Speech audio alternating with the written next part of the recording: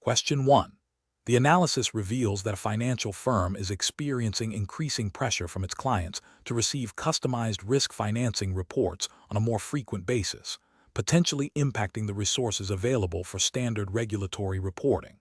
The firm's compliance department is considering how to best manage this situation while adhering to all regulatory obligations. Which of the following approaches best demonstrates professional judgment in meeting regulatory reporting requirements? Option A. Delegate regulatory reporting tasks to individual business units, assuming they have the necessary knowledge and will coordinate amongst themselves to meet deadlines. Option B. Submit preliminary or incomplete regulatory reports to meet deadlines, with a commitment to providing full and accurate data at a later stage once client reporting demands have been satisfied. Option C. Establish a dedicated compliance team with clear responsibilities for interpreting, preparing, and submitting all regulatory reports, ensuring adequate resources and expertise are allocated to this function, and communicating any potential resource conflicts to senior management for resolution. Option D. Prioritize the creation of customized client reports, informing clients that regulatory reporting will be completed as resources permit, with a focus on meeting client demands first. Correct answer is C. Establish a dedicated compliance team with clear responsibilities for interpreting, preparing, and submitting all regulatory reports, ensuring adequate resources and expertise are allocated to this function, and communicating any potential resource conflicts to senior management for resolution. Explanation. This scenario is professionally challenging because it requires a firm to balance the immediate needs of its clients with the stringent and often complex reporting obligations imposed by regulators.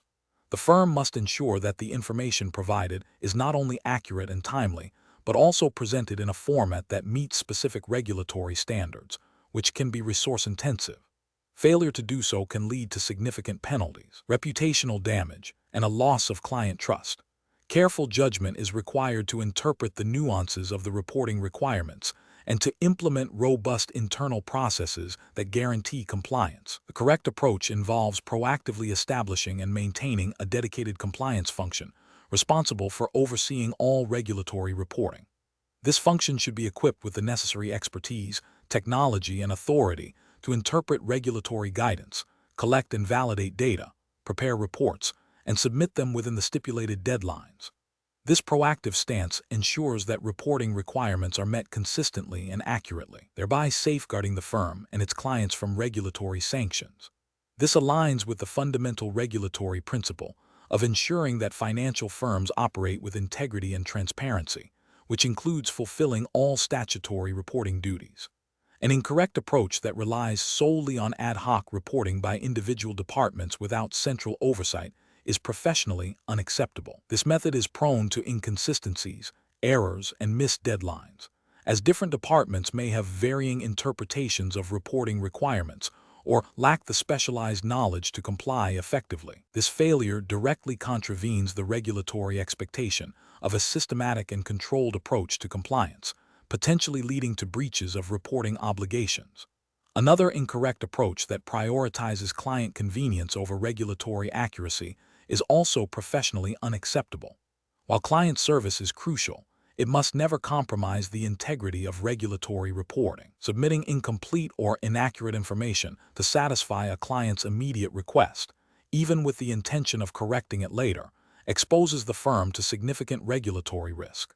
Regulators expect reports to be accurate and complete from the outset, and any deviation from this standard can be viewed as a deliberate attempt to mislead or circumvent compliance. The professional reasoning process for similar situations should involve a thorough understanding of all applicable regulatory reporting obligations.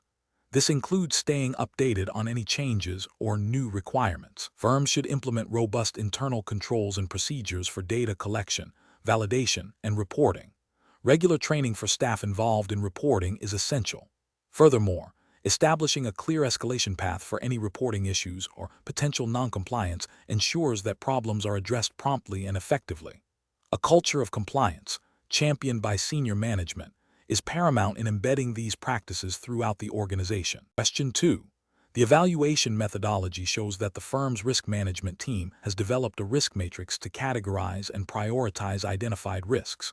However, The team is debating the most appropriate method for assigning scores to the impact and likelihood dimensions of the matrix.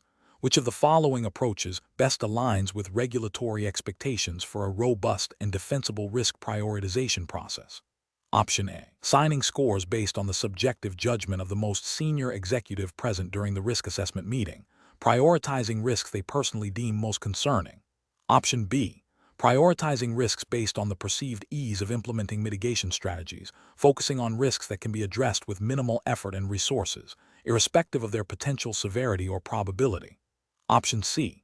Developing clearly defined, quantifiable, and context-specific scales for both impact e.g., financial loss, reputational damage, regulatory penalties, and likelihood e.g., frequency of occurrence, probability within a defined time frame, and consistently applying these scales to all identified risks. Option D. Using a qualitative approach where impact and likelihood are described using broad terms like high, medium, and low without any further definition or objective criteria, allowing for broad interpretation by different assessors. The correct answer is A. Assigning scores based on the subjective judgment of the most senior executive present during the risk assessment meeting, prioritizing risks they personally deem most concerning. Explanation. The evaluation methodology shows a firm has developed a risk matrix to prioritize potential risks. This scenario is professionally challenging because the effectiveness of the risk matrix hinges on the subjective judgments made during its development and application.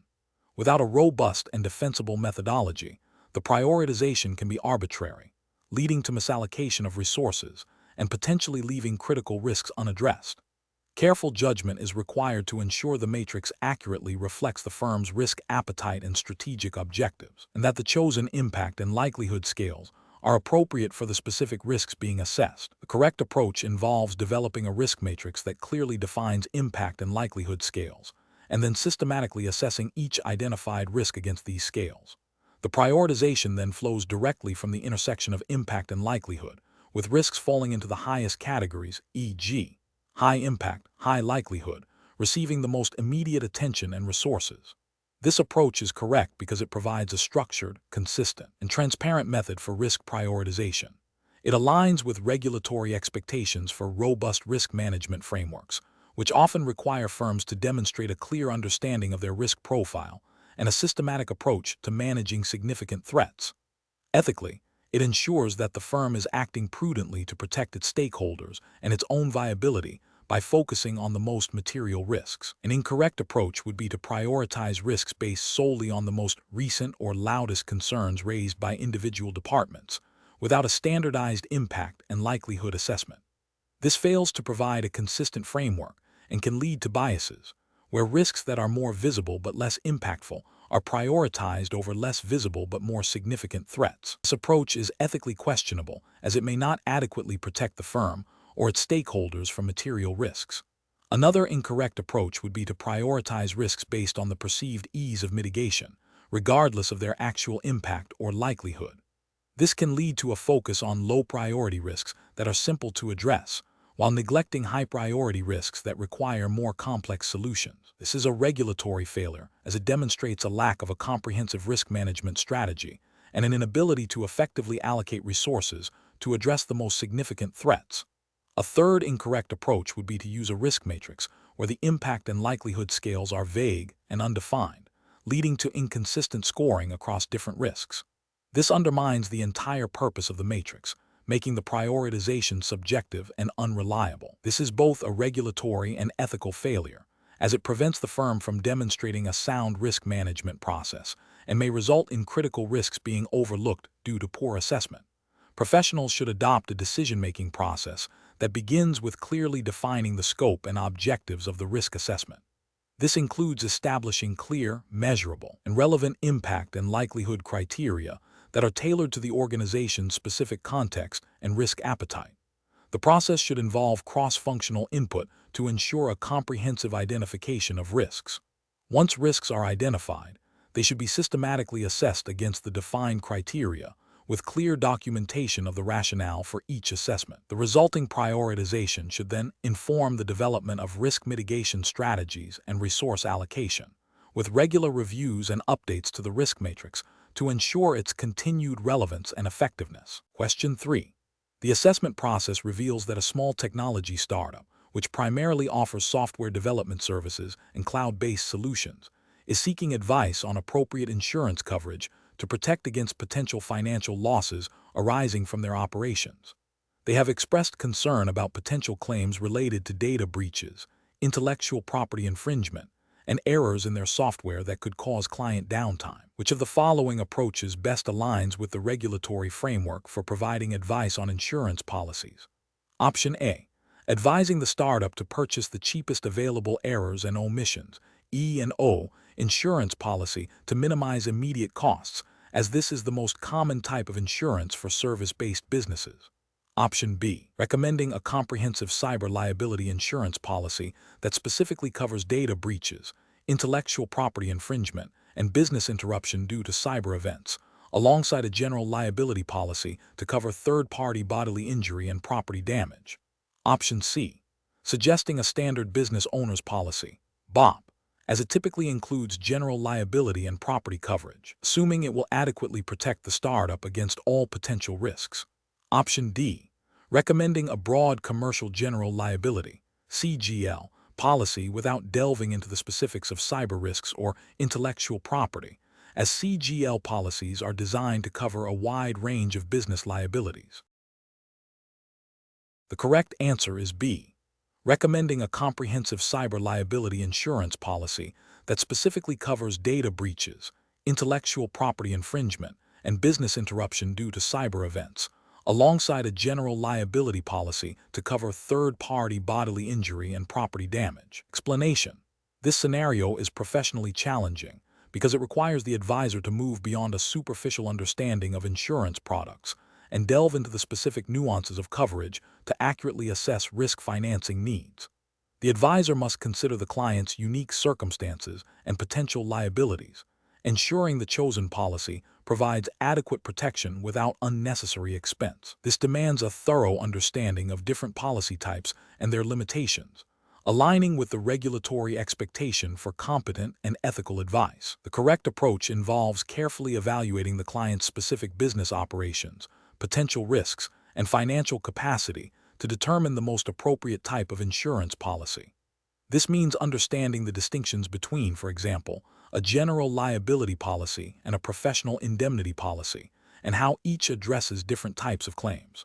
The regulatory framework, such as the FCA's Principles for Businesses, specifically Principle 6 on treating customers fairly and Principle 7 on maintaining competence and diligence, mandates that advisors provide advice suitable to the client's needs. This approach ensures that the client is neither underinsured, leaving them exposed to significant financial loss, nor overinsured, leading to wasted premiums. An incorrect approach would be to recommend a standard, one-size-fits-all insurance policy without a detailed risk assessment. This fails to meet the client's specific needs and could lead to a claim being denied due to inadequate coverage, violating the duty of care, and potentially breaching regulatory requirements related to suitability. Another incorrect approach would be to focus solely on the lowest premium without considering the breadth or depth of coverage offered.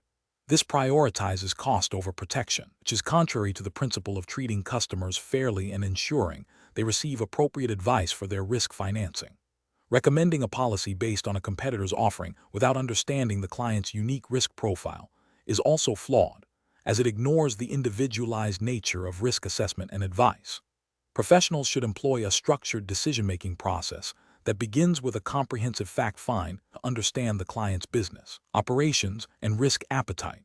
This should be followed by a thorough analysis of potential risks and liabilities. Based on this analysis, the advisor should then research and compare different types of insurance policies, focusing on their coverage scope, exclusions, and limitations. The final recommendation should be clearly communicated to the client, explaining why a particular policy type is deemed most suitable for their specific circumstances, thereby demonstrating compliance with regulatory obligations and ethical standards. Question 4.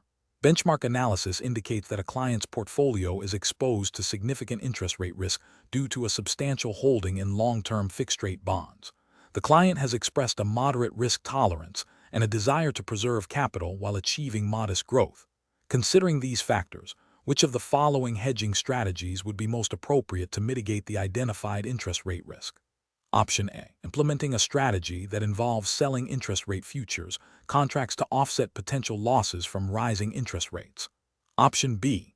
Suggesting a diversification into a broad range of alternative investments that are uncorrelated with interest rate movements, without specifically addressing the direct interest rate exposure of the bond portfolio. Option C. Advising the client to simply hold the existing bond portfolio and accept the potential for capital depreciation as a normal market fluctuation, without any specific hedging measures. Option D. Recommending the purchase of a complex structured product with embedded options that offers protection against rising rates, but carries significant counterparty risk and requires a deep understanding of its payoff structure. The correct answer is A. Implementing a strategy that involves selling interest rate futures contracts to offset potential losses from rising interest rates.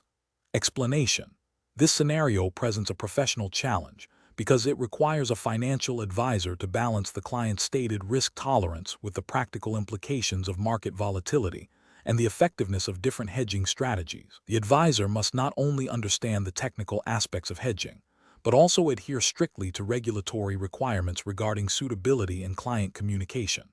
The core of the challenge lies in selecting a hedging strategy that is both appropriate for the client's specific financial situation and risk profile, and compliant with the regulatory framework governing financial advice. The correct approach involves recommending a hedging strategy that directly addresses the identified risk, interest rate fluctuations, using instruments that are suitable for the client's investment objectives and risk tolerance, while also ensuring clear and transparent communication about the costs and limitations of the strategy.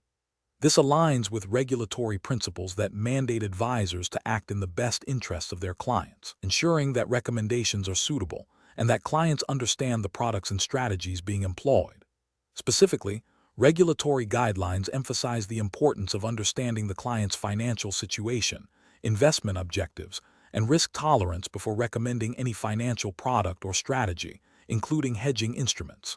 Furthermore, transparency regarding fees, potential losses, and the mechanics of the hedge is a cornerstone of ethical and compliant financial advice. An incorrect approach that involves recommending a complex derivative strategy without a thorough assessment of the client's understanding and capacity to bear potential losses would be a significant regulatory and ethical failure. This could lead to the client entering into a product they do not fully comprehend, potentially exposing them to unforeseen risks and losses, which violates the duty of care and suitability requirements.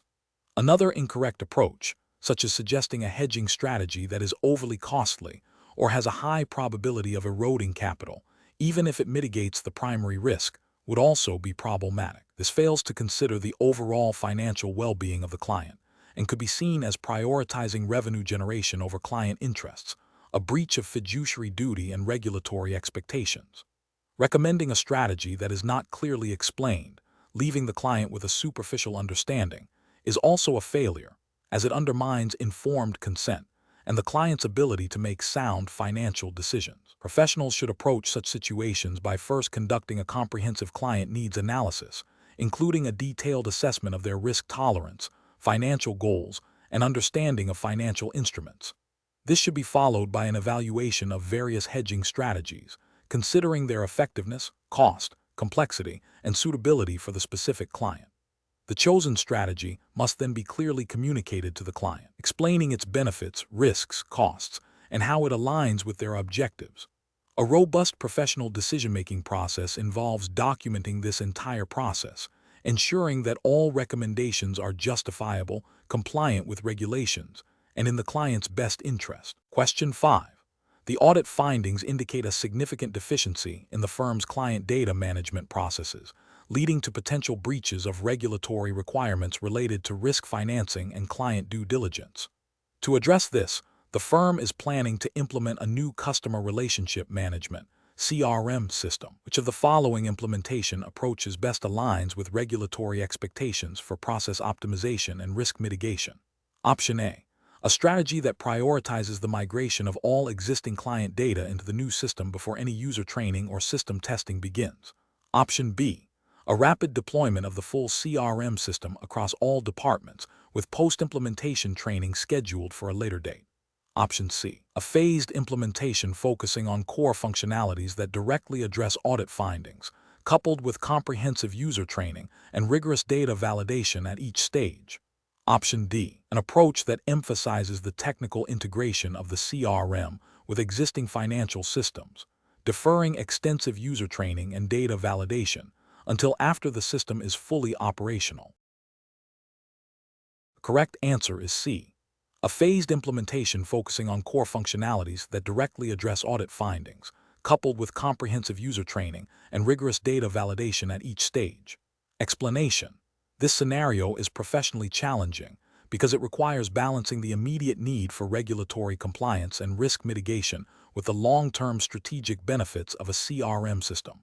The firm is under pressure to address audit findings, which implies a potential for regulatory scrutiny and financial penalties if not handled effectively. The challenge lies in selecting an implementation approach that not only rectifies the identified issues, but also ensures the CRM system is adopted efficiently and ethically, aligning with the firm's risk management objectives. Careful judgment is required to avoid a rushed implementation that could introduce new risks or a protracted one that delays compliance. The correct approach involves a phased implementation with a strong emphasis on user training and data validation. This strategy allows for the systematic integration of the CRM system, starting with core functionalities that directly address the audit findings. Prioritizing user training ensures that staff understand how to use the system correctly and compliantly, thereby mitigating the risk of operational errors and data breaches. Rigorous data validation at each phase confirms the accuracy and integrity of client information, which is crucial for regulatory reporting and client relationship management.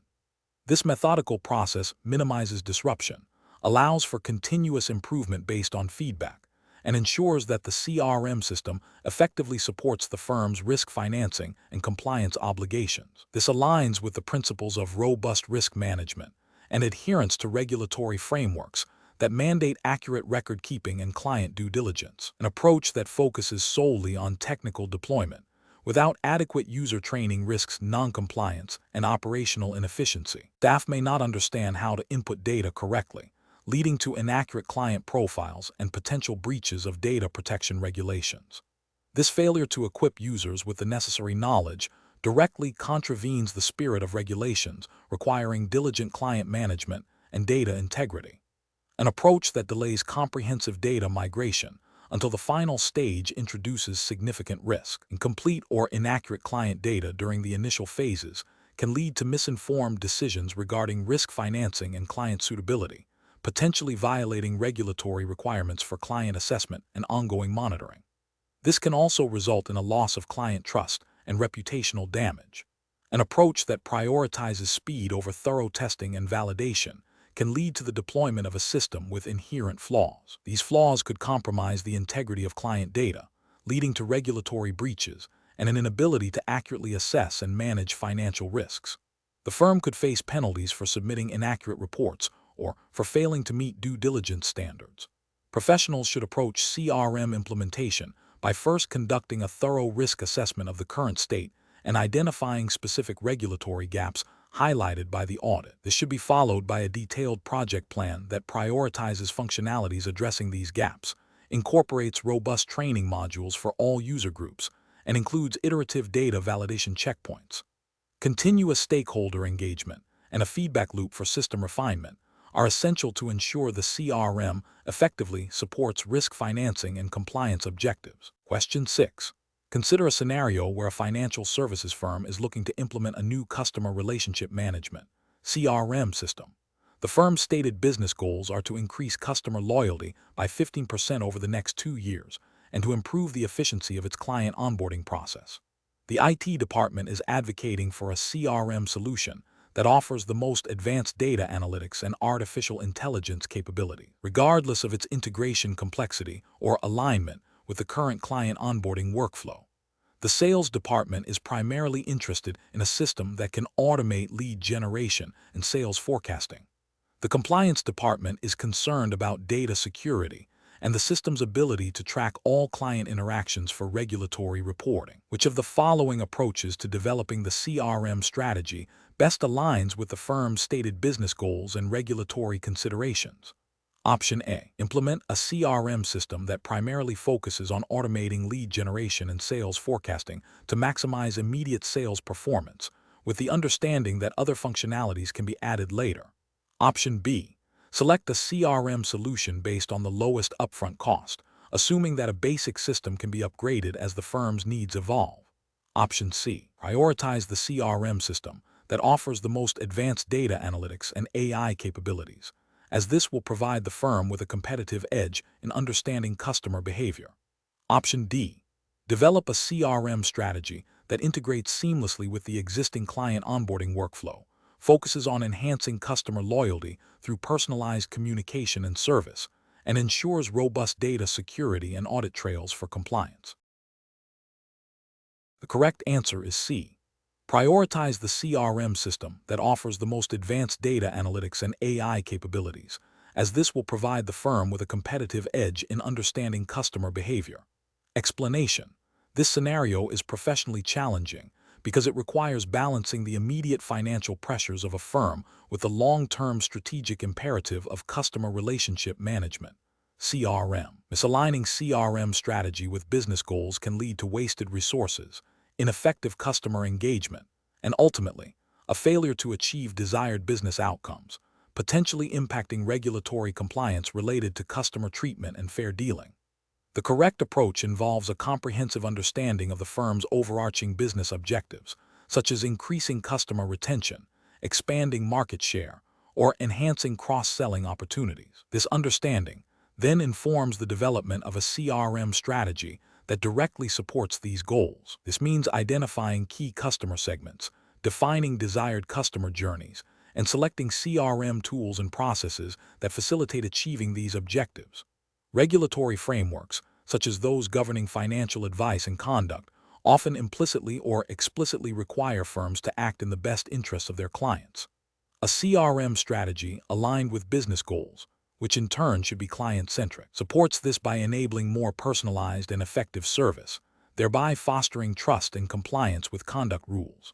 An incorrect approach would be to develop a CRM strategy solely based on the perceived technological capabilities of a new CRM system, without considering how it integrates with or supports the firm's existing business objectives. This could lead to a system that is technically advanced but operationally irrelevant to the firm's strategic direction, resulting in poor adoption by staff and a failure to deliver tangible business benefits. This also risks contravening regulatory expectations for efficient and effective business operations, which indirectly impacts customer outcomes.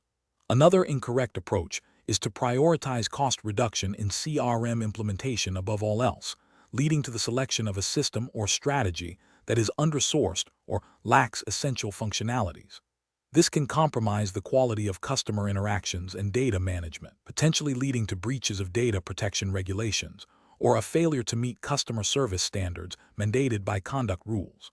A further incorrect approach involves focusing the CRM strategy solely on sales targets without considering the broader customer lifecycle or the long-term value of customer relationships. This can result in aggressive sales tactics that may alienate customers and lead to complaints, potentially triggering regulatory scrutiny under rules designed to prevent mis-selling or unfair treatment. Professionals should adopt a decision-making framework that begins with a clear articulation of the firm's strategic business goals. This should be followed by an assessment of how CRM can best contribute to achieving these goals. Stakeholder input, including from sales, marketing, customer service, and compliance departments, is crucial. The chosen CRM strategy and its implementation should be regularly reviewed against the initial business objectives and regulatory requirements to ensure ongoing alignment and effectiveness. Question 7. The efficiency study reveals that a firm's customer relationship management (CRM) initiatives have been implemented across various departments. To measure the effectiveness of these initiatives, which of the following approaches would best demonstrate their impact in alignment with regulatory expectations for responsible financial management and customer outcomes? Option A. Quantifying the total number of customer interactions logged by the CRM system over the reporting period. Option B, calculating the reduction in operational costs attributed to the automation of customer service tasks facilitated by the CRM. Option C, assessing the correlation between CRM-driven customer insights and improvements in risk assessment accuracy, leading to more appropriate pricing and reduced adverse selection. Option D, measuring the increase in the volume of new products sold directly through CRM-generated leads. Correct answer is C, assessing the correlation between CRM-driven customer insights and improvements in risk assessment accuracy, leading to more appropriate pricing and reduced adverse selection. Explanation: this scenario is professionally challenging because it requires a firm to move beyond simply collecting data on customer relationship management (CRM) initiatives to actively demonstrating their value and impact. The challenge lies in translating CRM activities into measurable business outcomes that align with regulatory expectations for responsible financial management and customer protection. Regulators expect firms to not only implement systems, but also to understand and justify their effectiveness, particularly in areas that might influence risk financing or customer treatment. The correct approach involves focusing on key performance indicators, KPI, that directly link CRM activities to tangible benefits, such as improved customer retention rates, reduced complaint volumes, or enhanced cross-selling success, and then assessing how these improvements contribute to more efficient risk financing or better customer outcomes. This aligns with regulatory principles that emphasize sound business practices and demonstrable value. For instance, if a CRM initiative leads to better understanding of customer needs, it can inform more accurate risk assessments, potentially leading to more appropriate pricing and reduced adverse selection, which are core concerns for financial regulators.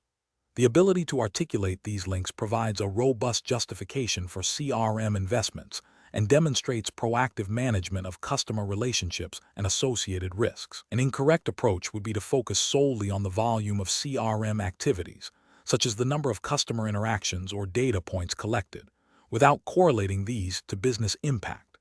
This fails to demonstrate effectiveness and provides no insight into whether the CRM initiative is contributing to the firm's financial health or customer well-being. It is a superficial measure that does not satisfy regulatory scrutiny regarding the responsible deployment of resources or the achievement of business objectives. Another incorrect approach would be to measure CRM effectiveness by the cost savings achieved through automation alone, without considering the impact on customer satisfaction or risk management. While cost efficiency is important, an overemphasis on this metric can lead to a neglect of customer experience, potentially increasing long-term risks or regulatory breaches related to fair treatment. A third incorrect approach would be to measure effectiveness by the number of new products sold as a direct result of CRM activities, without considering the suitability of those products for the customers. This could lead to mis-selling concerns and regulatory issues, as it prioritizes sales volume over customer needs and responsible product placement. The professional decision-making process should involve a clear understanding of the firm's strategic objectives and regulatory obligations. When evaluating CRM initiatives, professionals should ask, how does the CRM activity contribute to our stated goals and regulatory compliance? This requires identifying KPIs that are both relevant to the CRM initiative and demonstrably linked to business outcomes and risk management. The process should involve setting clear targets for these KPIs, regularly monitoring performance against them, and using the data to inform ongoing strategy and resource allocation. This proactive and outcome-oriented approach ensures that CRM investments are justified, effective, and compliant. Question 8. The assessment process reveals that a client requires financing for a significant business risk. The firm has identified two primary financing structures. One offers superior risk transfer but comes with a higher upfront cost and ongoing servicing fees, while the other is more affordable but provides only partial risk mitigation.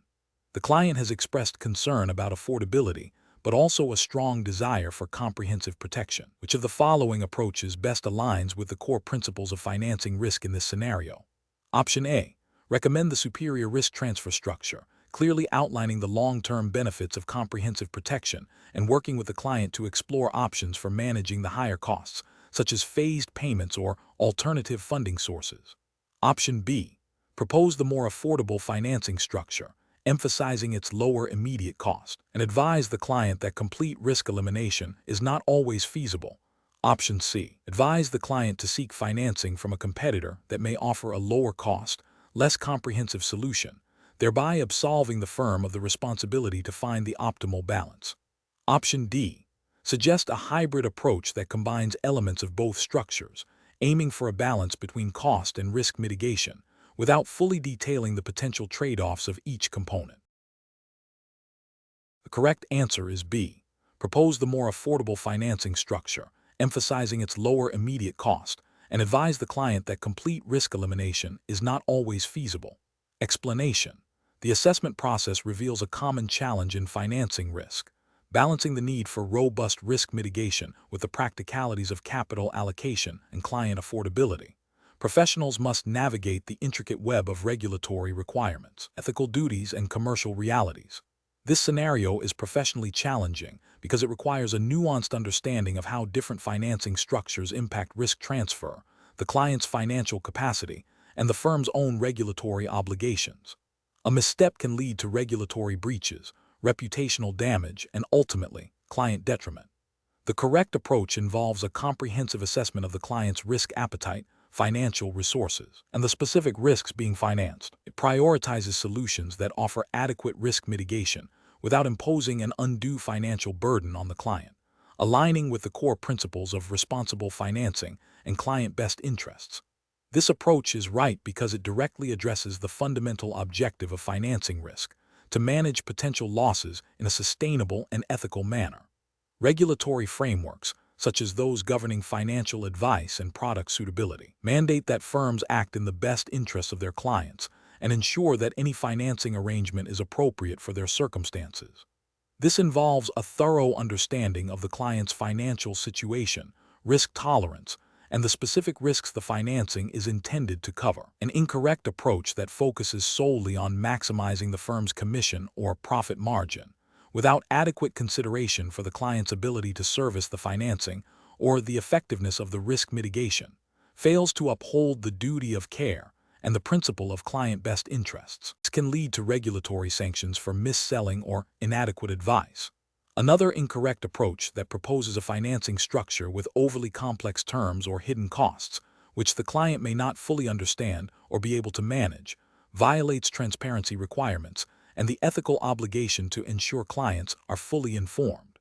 This can result in significant client harm and regulatory penalties. A third incorrect approach that prioritizes the cheapest available financing option without a thorough evaluation of its risk mitigation capabilities or its suitability for the client's specific needs, overlooks the core purpose of financing risk, which is to provide effective protection, not just a low price. This can leave the client inadequately protected against the very risks they sought to finance. Professionals should adopt a decision-making process that begins with a deep understanding of the client's needs and circumstances. This should be followed by an objective evaluation of available financing options, considering their risk mitigation effectiveness, cost, complexity, and suitability for the client. Regulatory guidelines and ethical principles should serve as the bedrock of this evaluation, ensuring that all recommendations are in the client's best interests and comply with all applicable laws. Question 9. Process analysis reveals that a financial services firm is seeking to enhance its risk management framework. The senior leadership team is considering various strategies to embed a stronger risk culture throughout the organization. Which of the following approaches best aligns with the regulatory expectations for fostering a robust risk culture within the UK financial services sector? Option A. Encouraging a competitive environment where departments are rewarded based on their ability to generate revenue, with minimal oversight on the associated risks taken to achieve these targets. Option B. Developing a detailed set of new risk policies and procedures that strictly define acceptable risk limits for each department, with a primary focus on ensuring compliance with the letter of these new regulations. Option C. Implementing a comprehensive training program for all staff on risk management principles, establishing clear escalation procedures for risk events, and ensuring that risk considerations are integrated into performance appraisals and remuneration structures. Option D. Creating a dedicated risk management department with extensive reporting lines, but without actively promoting open communication channels for employees to raise concerns about potential risks without fear of reprisal. The correct answer is C. Implementing a comprehensive training program for all staff on risk management principles, establishing clear escalation procedures for risk events, and ensuring that risk considerations are integrated into performance appraisals and remuneration structures. Explanation: this scenario is professionally challenging because it requires a nuanced understanding of how to embed a strong risk culture, which is a foundational element of effective financial regulation, particularly within the context of CRM, credit risk management, financing. The challenge lies in translating abstract principles of risk culture into tangible actions that influence employee behavior and decision-making across different levels of an organization. A strong risk culture is not merely a compliance exercise. It is a proactive stance that permeates all business activities, ensuring that risk is identified, assessed, and managed appropriately. Regulatory frameworks, such as those overseen by the Financial Conduct Authority, FCA, in the UK, place significant emphasis on firms establishing and maintaining a culture that supports the achievement of regulatory objectives, including sound risk management. The correct approach involves a multifaceted strategy that actively promotes risk awareness, encourages open communication about risks, and embeds risk considerations into performance management and remuneration. This aligns with the FCA's principles, which expect firms to have robust governance arrangements and a culture that promotes the fair treatment of customers and the integrity of markets. Specifically, fostering a strong risk culture requires leadership commitment, clear communication of risk appetite, training and development, and mechanisms for employees to raise concern without fear of reprisal. This proactive and integrated approach ensures that risk management is not an isolated function, but a shared responsibility, contributing to the overall resilience and integrity of the firm. An incorrect approach that focuses solely on implementing new risk policies without addressing the underlying cultural elements would fail because policies alone do not change behavior. Employees may comply with the letter of the policy, but not its spirit, leading to a superficial adherence to risk management requirements. This overlooks the critical need for behavioral change and ingrained risk awareness. Another incorrect approach that prioritizes short-term profit over prudent risk-taking would directly contravene regulatory expectations. Firms are mandated to manage risks effectively, and a culture that incentivizes excessive risk-taking for immediate gain is inherently unstable and likely to lead to regulatory breaches and financial losses. Furthermore, an approach that discourages employees from reporting potential risks or concerns, perhaps through a lack of clear reporting channels or fear of retribution, creates a blind spot for management and prevents timely intervention. This stifles open communication, a cornerstone of a healthy risk culture, and can lead to significant issues escalating undetected. Professionals should adopt a decision-making framework that begins with understanding the firm's specific risk appetite and regulatory obligations. This involves assessing the current state of the risk culture, identifying gaps, and then developing targeted interventions. Leadership must champion the desired culture, setting the tone from the top. Communication should be clear, consistent, and reinforced through training and performance management. Crucially, mechanisms for upward reporting of risks and concerns must be robust and protected, ensuring that issues are surfaced and addressed proactively. This holistic and embedded approach to risk culture is essential for meeting regulatory expectations and ensuring the long-term health of the organization. Question 10. The performance metrics show a consistent trend of client complaints related to the suitability of investment products, alongside an increase in the volatility of certain market segments where the firm has significant exposure. The compliance department is reviewing the firm's risk assessment framework for client onboarding and ongoing suitability, which approach to assessing the likelihood and impact of these identified risks best aligns with regulatory expectations for a firm of this nature. Option A. Developing a proprietary quantitative model that assigns a numerical risk score to each client based on their investment profile and the volatility of their portfolio, without considering qualitative feedback. Option B. Relying solely on the firm's internal audit reports, which have historically focused on operational efficiency rather than client-specific risk assessments. Option C. Conducting in-depth interviews with client-facing staff to gather anecdotal evidence on client understanding and satisfaction, and cross-referencing this with historical complaint data to identify patterns in product suitability issues. Option D. implementing a checklist-based qualitative assessment for all clients, assuming all risks are of equal likelihood and impact, and not seeking any quantitative data. The correct answer is C. Conducting in-depth interviews with client-facing staff to gather anecdotal evidence on client understanding and satisfaction, and cross-referencing this with historical complaint data to identify patterns in product suitability issues. Explanation. This scenario is professionally challenging because it requires a firm to balance the need for robust risk assessment with the practical constraints of resource allocation and the potential for bias in qualitative judgments. The firm must ensure that its risk assessment processes are not only compliant with regulatory expectations, but also genuinely effective in identifying and mitigating potential harm to clients and the firm itself. The core challenge lies in selecting and applying appropriate qualitative and quantitative methods that provide a comprehensive understanding of risk likelihood and impact without becoming overly burdensome or subjective. The correct approach involves a systematic and documented process that integrates both qualitative and quantitative risk assessment methods. This approach is right because it aligns with the principles of sound risk management expected by regulators. Specifically, it acknowledges that while quantitative data can provide objective measures of likelihood and impact for certain risks, qualitative assessments are crucial for understanding nuanced risks, emerging threats, and the potential impact on client relationships and firm reputation, which may not be easily quantifiable.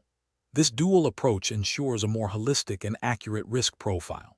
Regulatory frameworks often mandate a risk-based approach, requiring firms to identify, assess, and manage risks proportionate to their business activities and client base. Integrating both qualitative and quantitative methods demonstrates a commitment to this principle and provides a defensible framework for decision-making. An incorrect approach would be to rely solely on qualitative assessment without any attempt at quantification.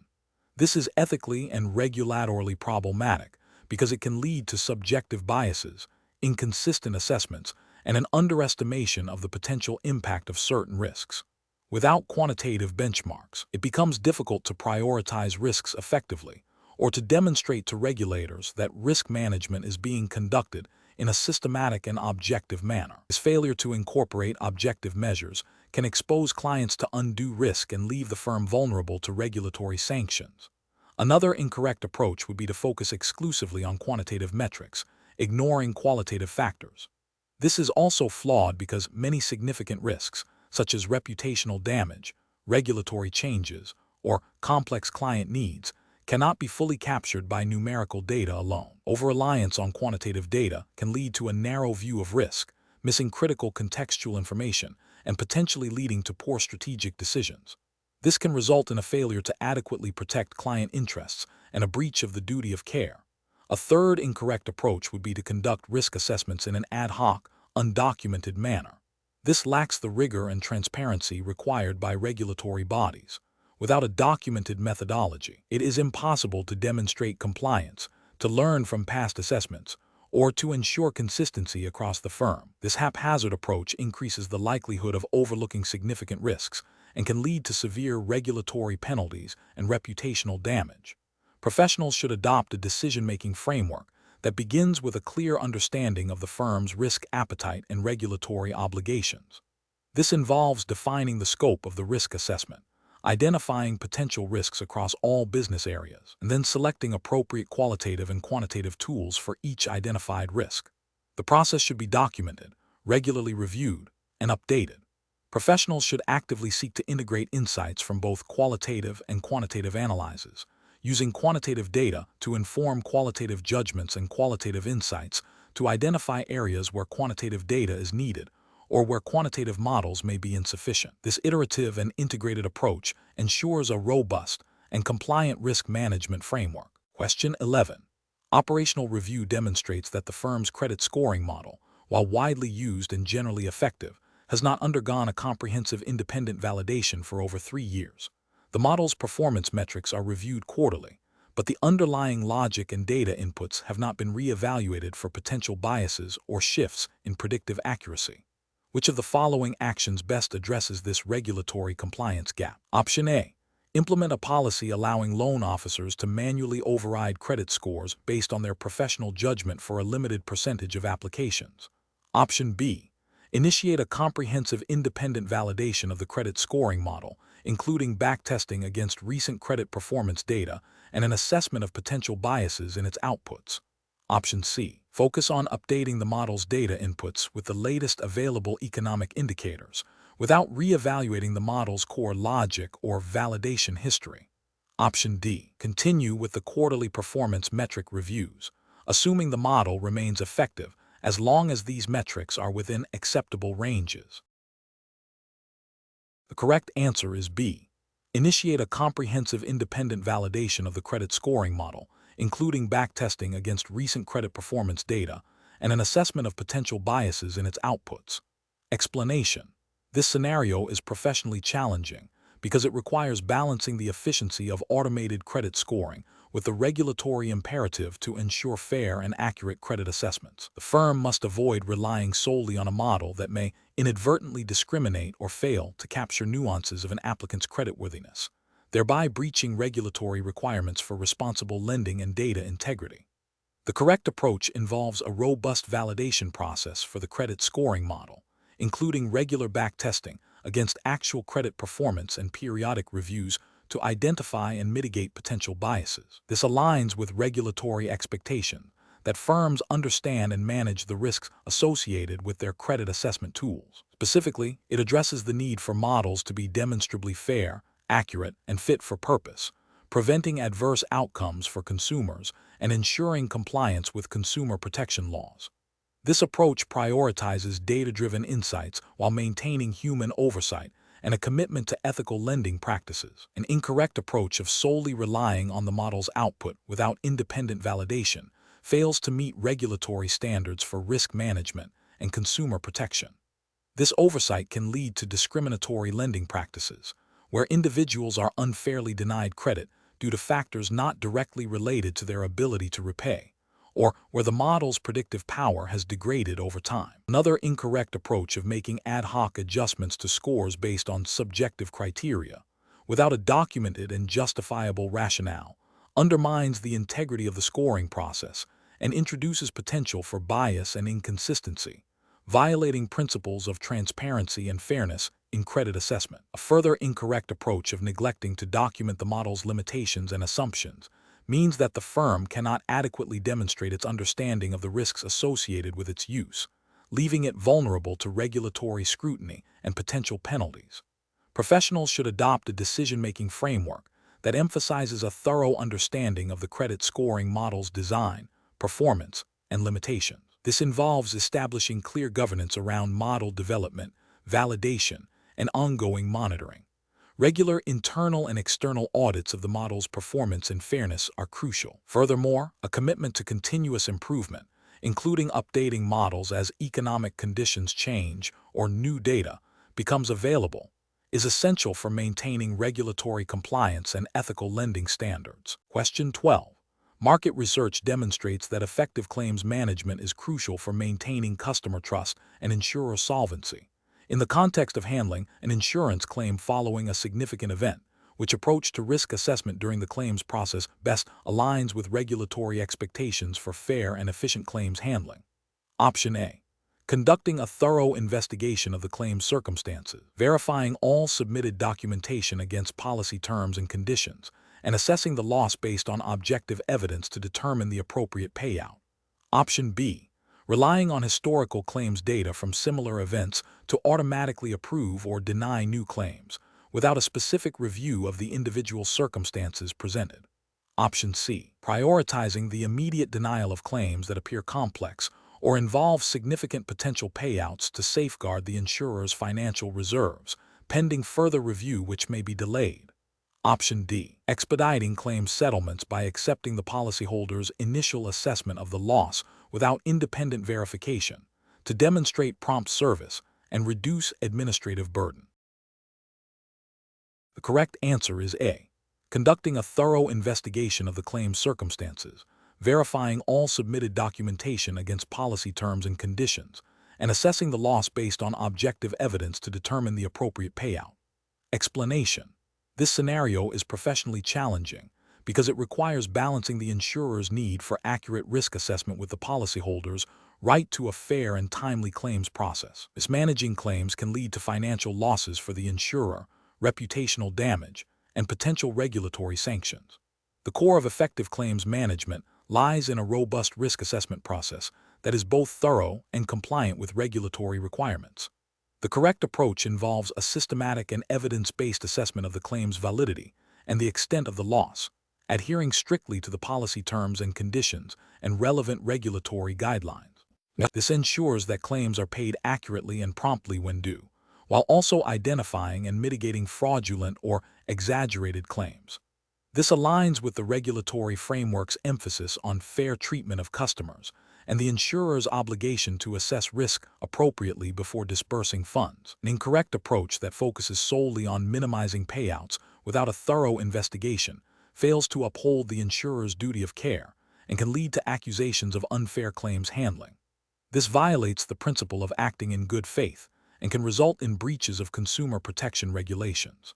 Another incorrect approach that prioritizes speed over accuracy risks overpaying claims or failing to identify potential fraud, leading to financial inefficiencies and potential regulatory scrutiny for inadequate risk management. This demonstrates a lack of due diligence in the claims assessment process. A further incorrect approach that relies on anecdotal evidence or internal biases rather than objective data undermines the integrity of the claims process and can lead to discriminatory or arbitrary decisions, which are contrary to regulatory expectations for fair and consistent claims handling. Professionals should adopt a decision-making framework that prioritizes a comprehensive understanding of the policy, a diligent investigation of the claim's circumstances, objective evidence gathering, and adherence to all applicable regulations and ethical standards. This involves a structured approach to risk assessment within the claims process, ensuring that decisions are justifiable, transparent, and in the best interest of both the policyholder and the insurer, while maintaining regulatory compliance. Question 13. The monitoring system demonstrates a recent uptick in late payments from a long-standing corporate client, previously classified as low risk. This client has been with the firm for over a decade with a consistent repayment history until the last quarter. The firm's internal credit policy mandates a review of clients exhibiting such deviations. Which of the following represents the most appropriate initial response for the firm's credit risk department? Option A. Continue to monitor the situation for another quarter, assuming the recent delays are a temporary anomaly given the client's historical performance. Option B. Place the client's account on a watch list and await further negative indicators before taking any action. Option C. Immediately downgrade the client's credit rating to moderate risk and impose stricter payment terms to mitigate potential future losses. Option D. Initiate a comprehensive review of the client's current financial statements, industry outlook, and management quality, while simultaneously opening a dialogue with the client to understand the root cause of the payment delays. The correct answer is D. Initiate a comprehensive review of the client's current financial statements, industry outlook, and management quality, while simultaneously opening a dialogue with the client to understand the root cause of the payment delays. Explanation. This scenario is professionally challenging because it requires a nuanced understanding of credit risk assessment beyond simple financial metrics. The firm is facing a situation where a long-standing client, previously considered low risk, is exhibiting signs of potential financial distress. The challenge lies in balancing the need to protect the firm from potential losses with the imperative to maintain client relationships and adhere to regulatory expectations for fair treatment and robust risk management. The firm must make a judgment call on how to proceed without prematurely penalizing the client or overlooking critical warning signs. The correct approach involves a comprehensive review of the client's financial health, considering both quantitative and qualitative factors, and engaging in open communication with the client. This approach is right because it aligns with regulatory expectations for thorough credit risk assessment, which mandates looking beyond historical data to current and forward-looking indicators. Specifically, regulations emphasize a holistic view of creditworthiness, requiring firms to assess a client's ability and willingness to repay, considering their business environment, management quality, and any emerging risks. Ethical considerations also support this approach, promoting fair dealing and avoiding arbitrary decisions that could harm a client's business unnecessarily. Proactive engagement allows for potential remediation or restructuring, which can be mutually beneficial. An incorrect approach that relies solely on the historical low-risk rating would be a failure to adapt to changing circumstances. This ignores the regulatory requirement to continuously monitor and reassess credit risk. It also represents an ethical failure by potentially exposing the firm to undue risk and failing to act prudently in its fiduciary duty. Another incorrect approach that involves immediately downgrading the client's credit limit without further investigation would be premature and potentially damaging.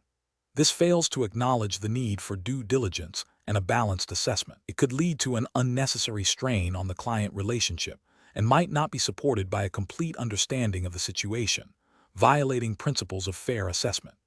A third incorrect approach that involves ignoring the monitoring system's alerts due to the client's long tenure would be a direct contravention of risk management protocols and regulatory oversight. This demonstrates a lack of diligence and a disregard for the firm's internal controls and external regulatory obligations to manage risk effectively. The professional decision-making process for similar situations should involve 1.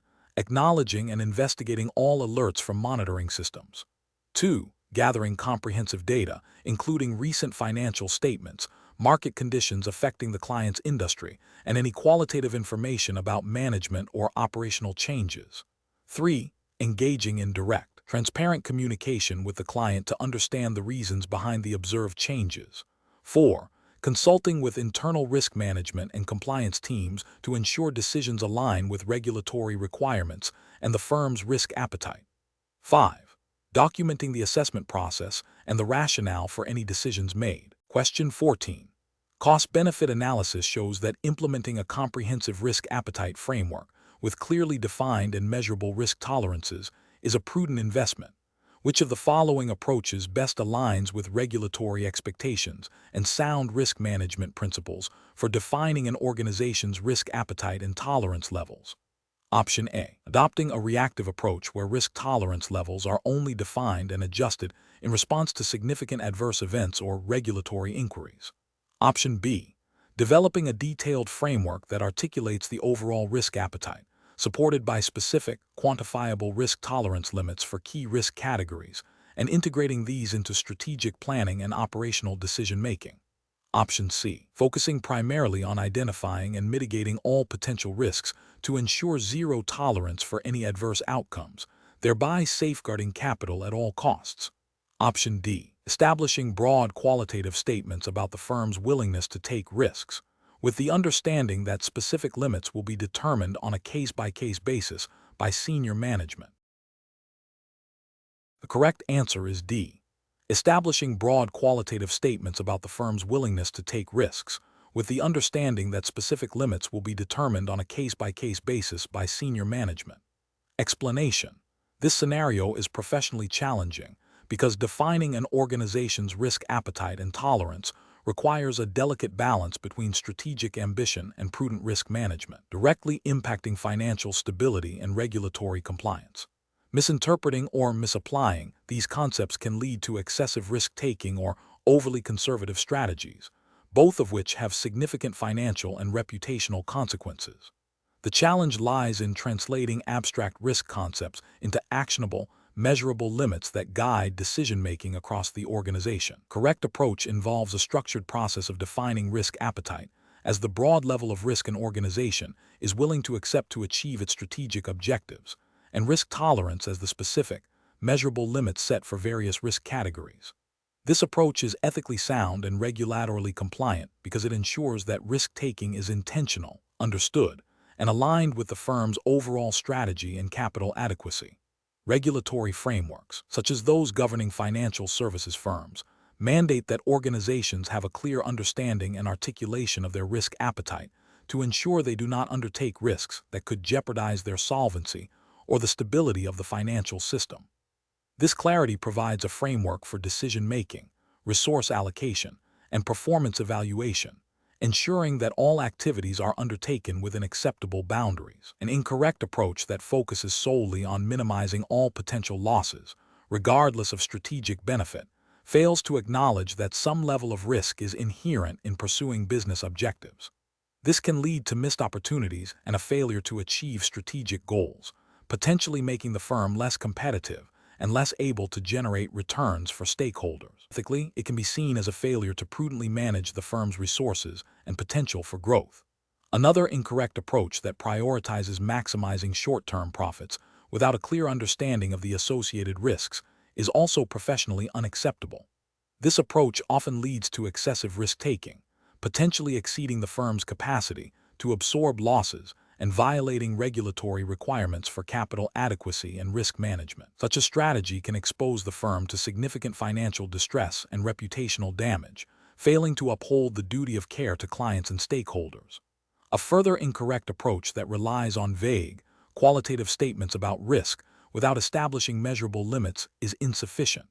While qualitative statements can set a tone, they lack the precision needed for effective risk management and oversight. Regulators require quantifiable metrics to assess compliance and the firm's actual risk profile. Without these, it is impossible to monitor adherence to risk appetite and take corrective action when necessary.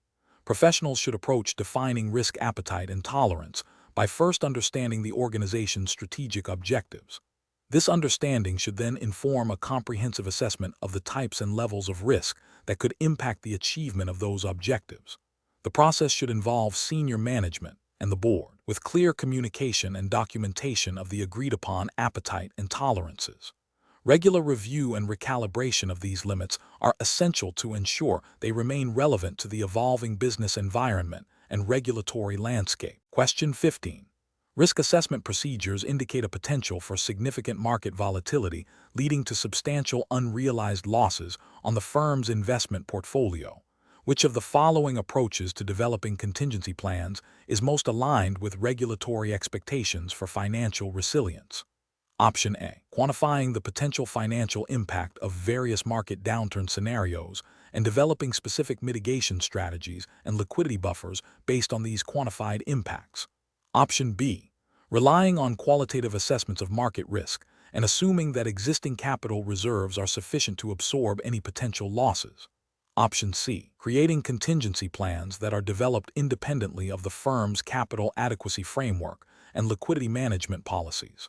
Option D. Developing a set of generic business continuity procedures that do not specifically address the financial implications of market volatility. The correct answer is A. Quantifying the potential financial impact of various market downturn scenarios and developing specific mitigation strategies and liquidity buffers based on these quantified impacts.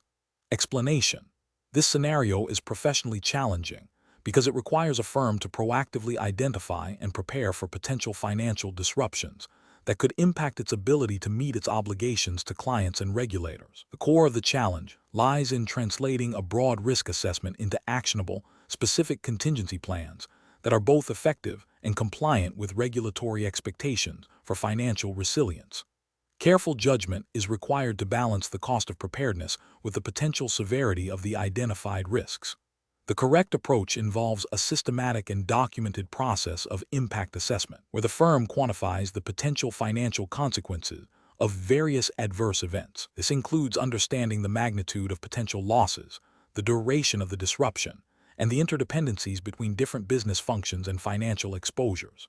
Regulatory frameworks, such as those governing financial services firms, often mandate that firms have robust contingency plans in place to ensure business continuity and the protection of client assets. The focus on impact assessment aligns with the principle of proportionality, ensuring that resources are allocated to address the most significant risks. This approach demonstrates a commitment to financial stability and client safeguarding, which are paramount ethical and regulatory considerations. An incorrect approach would be to rely solely on qualitative assessments without attempting to quantify potential losses.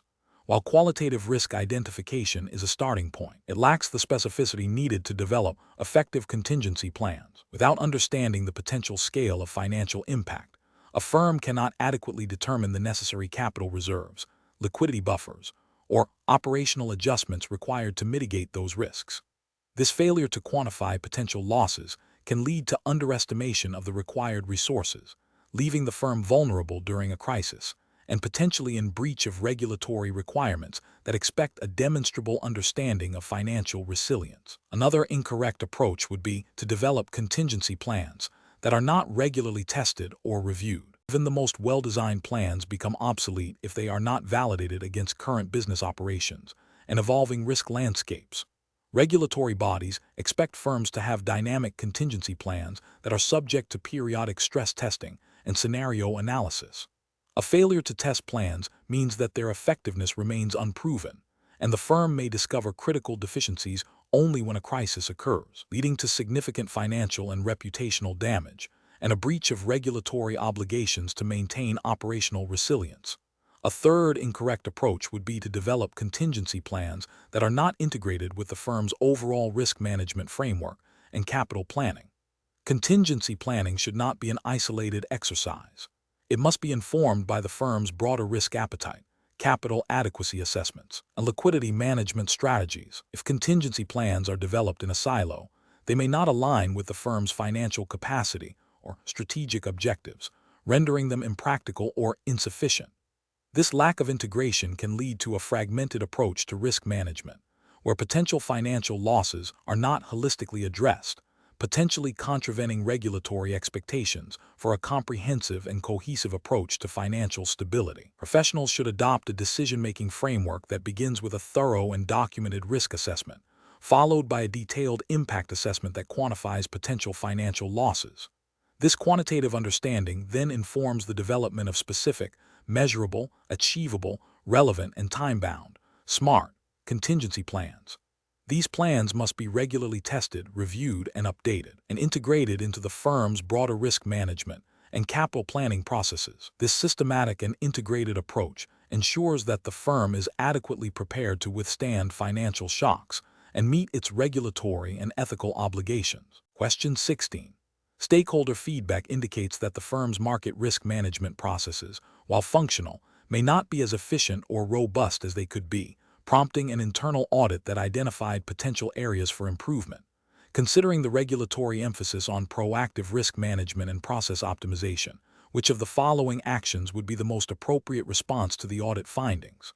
Option A. Focus solely on updating the documentation of current market risk management procedures to reflect existing practices, without undertaking any substantive changes to the processes themselves. Option B. Conduct a thorough review of the existing market risk management policies, procedures, and systems to identify inefficiencies and implement targeted enhancements that strengthen controls and improve reporting accuracy. Option C. Implement a new, complex risk modeling software without fully evaluating its integration with current workflows or providing adequate staff training, assuming it will automatically resolve all identified process weaknesses. Option D. Defer any significant process improvements until the next scheduled strategic review, citing current resource constraints and the need to prioritize immediate business objectives.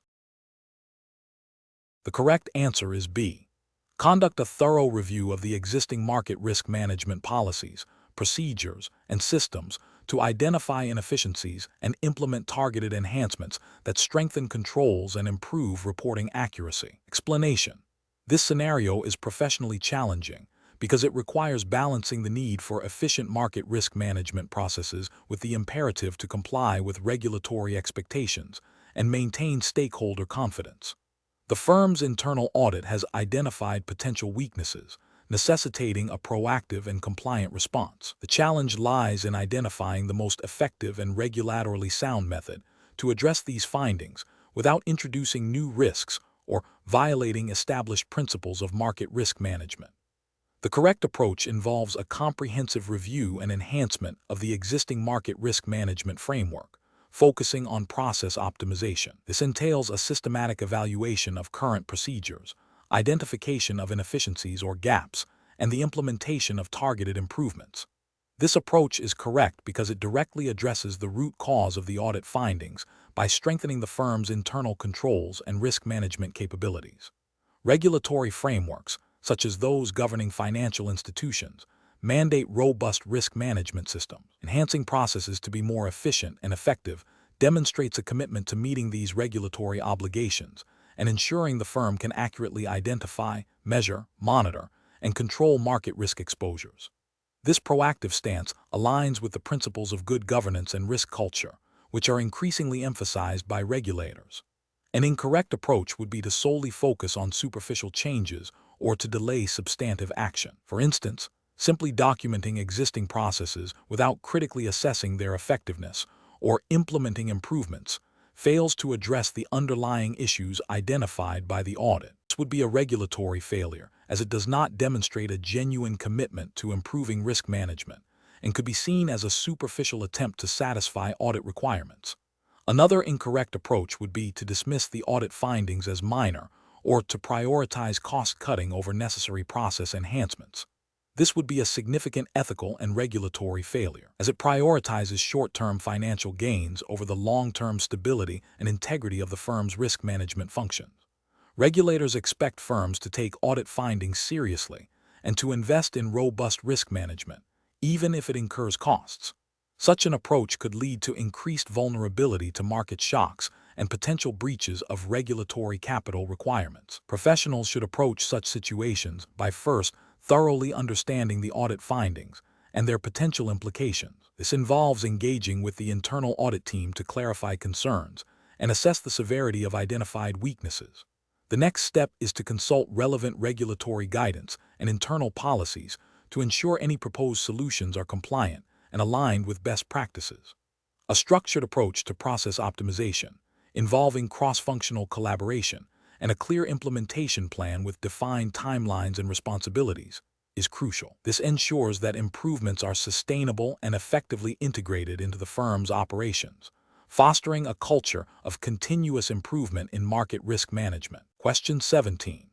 Operational review demonstrates that the firm's disaster recovery plan for its core trading and client reporting systems has not been tested in over 3 years, and the primary recovery site is located in the same geographical region as the main data center, posing a significant risk of simultaneous failure in the event of a regional natural disaster. Which of the following approaches best addresses these identified deficiencies in compliance with the CRM financing of risk exams regulatory framework?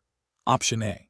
Implement a temporary manual workaround procedure for critical client reporting functions, while a new, more cost-effective cloud-based disaster recovery solution is researched and procured. Option B. Prioritize the recovery of trading systems only, assuming client reporting can be addressed through ad hoc data retrieval from backups, and defer any testing until a new IT infrastructure is fully implemented. Option C. Focus on enhancing the security of the existing data center to mitigate the risk of a regional disaster, and schedule a single, high-level disaster recovery test within the next fiscal year. Option D. Immediately initiate a comprehensive testing program for the existing disaster recovery plan, including failover simulations and data restoration verification, and concurrently explore options for a geographically diverse secondary recovery site. Correct answer is D.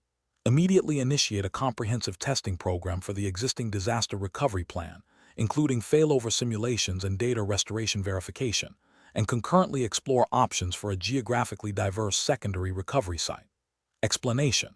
This scenario is professionally challenging because it requires balancing the immediate need for business continuity with the long-term implications of a disaster recovery (DR) strategy. The firm must ensure it can meet its regulatory obligations to clients and the market, even in the face of significant IT disruption.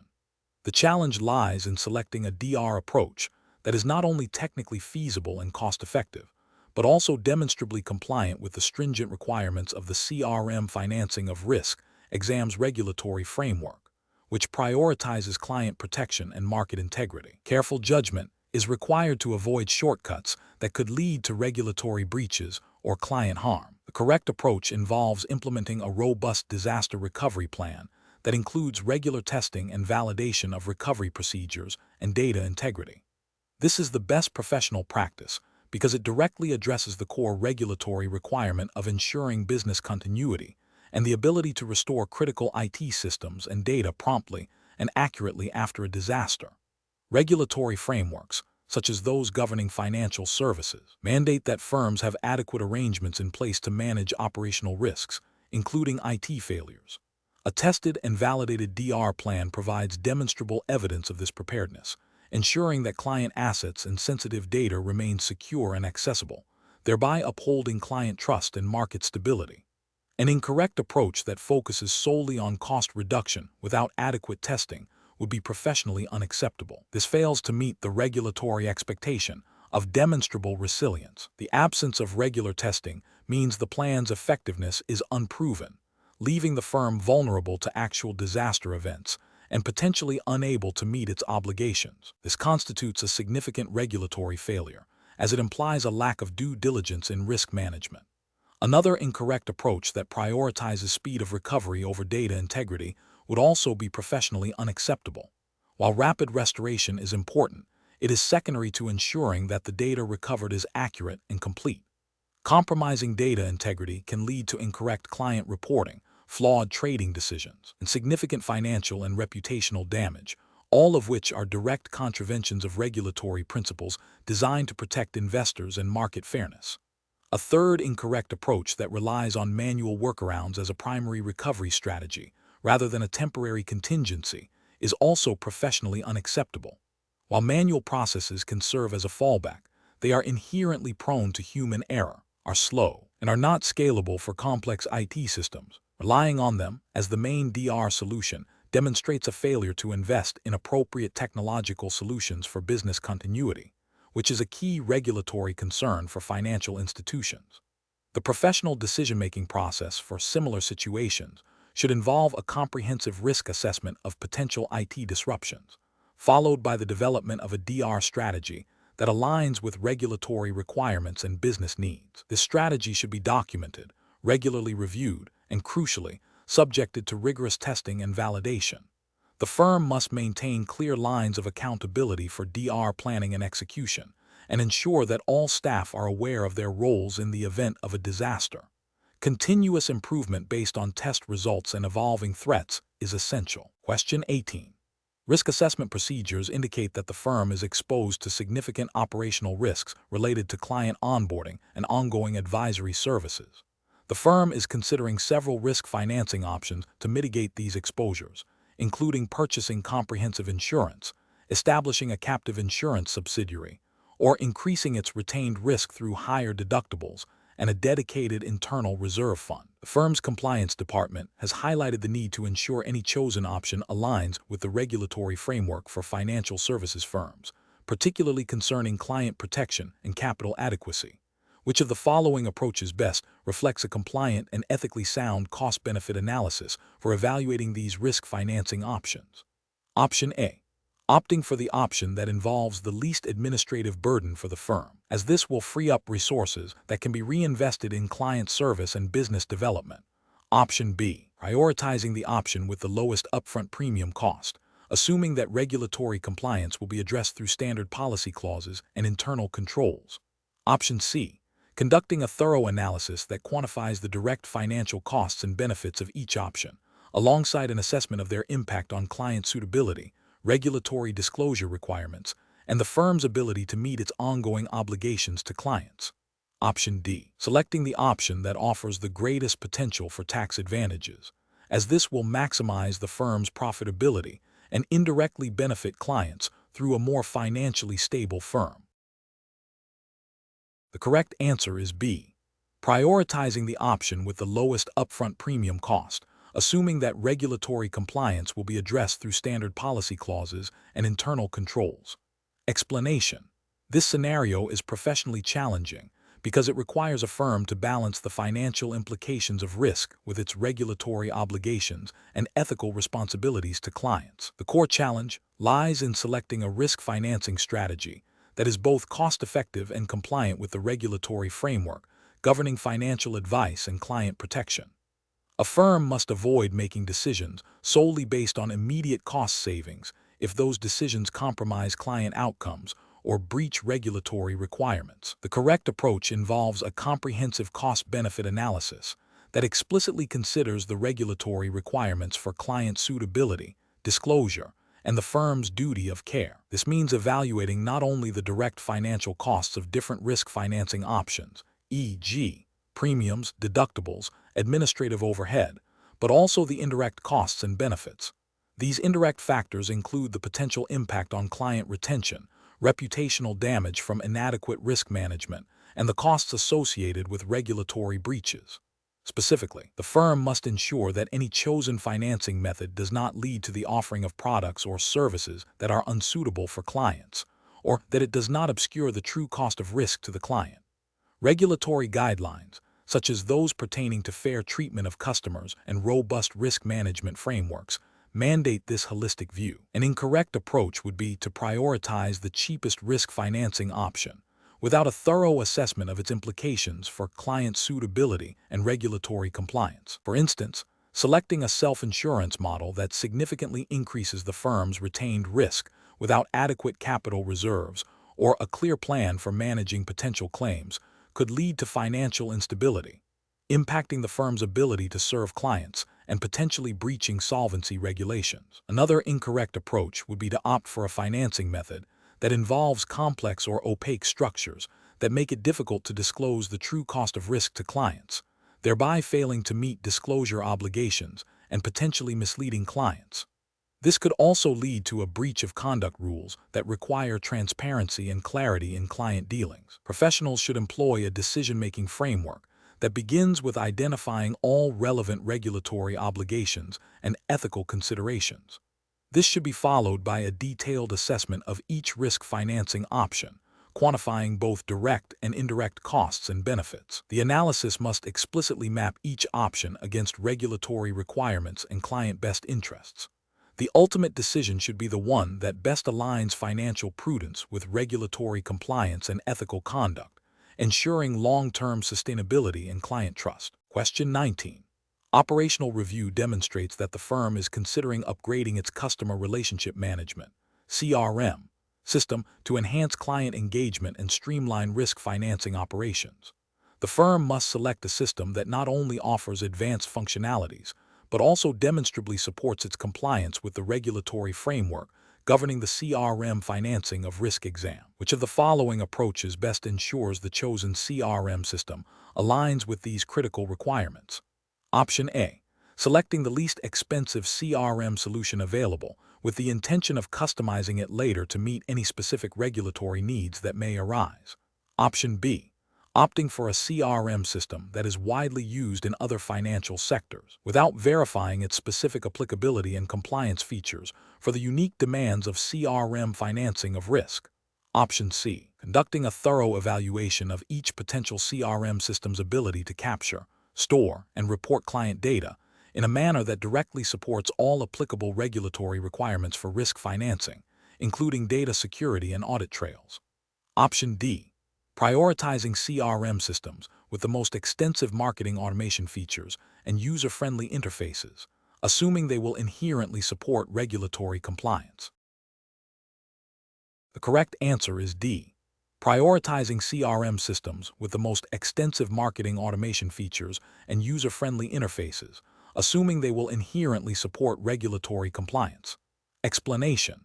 This scenario presents a professional challenge because it requires a firm to evaluate the suitability of different customer relationship management (CRM) systems not just based on technical features, but also on their alignment with regulatory obligations concerning client data management and risk financing. The firm must ensure that any chosen CRM system supports its ability to comply with relevant regulations, such as those pertaining to data privacy, record keeping, and the financing of risk, without compromising client confidentiality or operational efficiency. The decision-making process is complex, as it involves balancing technological advancement with stringent compliance requirements. The correct approach involves a comprehensive assessment of each CRM system's functionalities against the firm's specific regulatory obligations under the CRM financing of risk exam framework. This includes evaluating how each system handles client identification, transaction recording, risk assessment data, and reporting capabilities, ensuring they meet the standards set by the relevant regulatory bodies. The justification for this approach lies in its proactive adherence to regulatory mandates. By prioritizing systems that demonstrably support compliance, the firm mitigates the risk of regulatory breaches, fines, and reputational damage. This aligns with the ethical duty of care owed to clients and the regulatory imperative to maintain robust risk management practices. An incorrect approach would be to select a CRM system solely based on its perceived cost-effectiveness or advanced marketing features, without a thorough review of its compliance capabilities. This failure to integrate regulatory requirements into the selection process could lead to significant compliance gaps. For instance, a system that does not adequately secure client data or maintain audit trails would violate data protection regulations and record-keeping requirements, exposing the firm to penalties. Another incorrect approach would be to assume that a generic CRM system will automatically meet the specific needs of financing risk without verifying its suitability for the unique data and reporting demands of this sector. This oversight could result in inadequate risk assessment and reporting, contravening the core principles of risk financing regulation.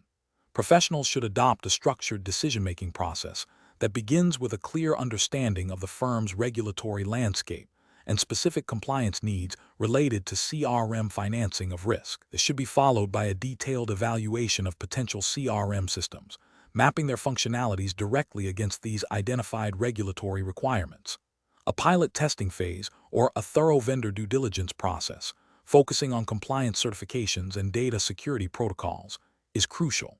Finally, the decision should be documented, with clear reasoning that demonstrates how the chosen system supports ongoing regulatory adherence. Question 20. The audit findings indicate that the firm's credit risk mitigation strategies, particularly those involving collateral and guarantees, may not be fully compliant with regulatory requirements for demonstrating effective risk reduction. Which of the following approaches best addresses this finding while adhering to regulatory expectations for implementing credit risk mitigation techniques? Option A. Continue using existing collateral and guarantee arrangements as they have historically been used, assuming their effectiveness, and focus audit remediation efforts on improving internal reporting of risk exposures. Option B. Seek to replace all collateral and guarantees with more complex derivative instruments that are perceived to offer greater risk reduction, without a thorough review of their regulatory compliance. Option C. Implement a process to rigorously verify the legal enforceability, valuation, and operational effectiveness of all existing and proposed collateral and guarantee arrangements, ensuring all documentation meets regulatory standards. Option D. Immediately cease all use of collateral and guarantees until a comprehensive review can be completed, focusing solely on increasing capital buffers. The correct answer is D. Immediately cease all use of collateral and guarantees until a comprehensive review can be completed, focusing solely on increasing capital buffers. Explanation. This scenario is professionally challenging because it requires a firm to balance the immediate need to reduce credit risk exposure with the regulatory obligation to ensure that any mitigation techniques are robust, legally sound, and accurately reflected in financial reporting. The audit findings suggest a potential gap between the firm's perceived risk reduction and its actual compliance with regulatory requirements for implementing such techniques.